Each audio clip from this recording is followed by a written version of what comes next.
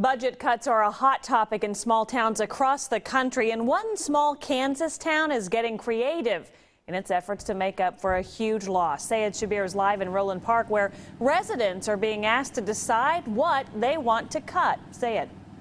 Yeah, hi, Krista. A lot of residents at that. The community center here was packed tonight. In fact, they had to add a couple rows of seats in the back of the room. And I can tell you a lot of folks were pretty fired up in the beginning of the meeting, which you can expect when the city wants to raise your taxes 42%. But by the end of the meeting, people were pretty comfortable and even applauded the work that their city workers are doing. So part of this money, even when the building's fully re-tenanted. Tuesday night's Roeland Park Town Hall meeting came with a little role reversal. City leaders became listeners and citizens became council members. Nearly a dozen groups were tasked with going through the city's budget and deciding what services needed to be cut and how much taxes would need to be raised. The main thing about what's going on tonight is how do we end frivolous spending?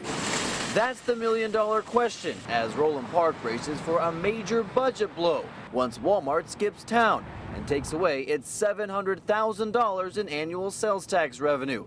Right now, the budget calls for a 42% increase in property taxes. But some residents say no thanks. You cannot continue to say that you need to balance the budget on the back of citizens. It just can't be done.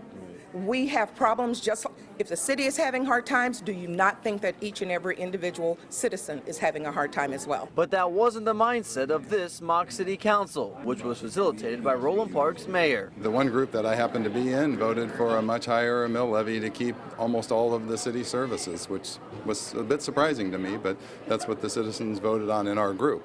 A handful of residents felt instead of raising taxes, the city should cut its staff.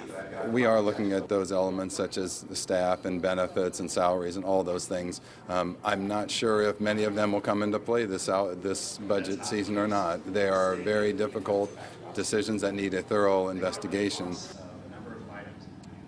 Now, part of the solution will be finding a new store to take Walmart's place, but I'm told that will be very difficult because Walmart has not given an exact time on when it will leave. Also, that land is not owned by the city, so it'll be up to the landowner to decide who in fact comes in. But the city has until mid-August to approve its final budget.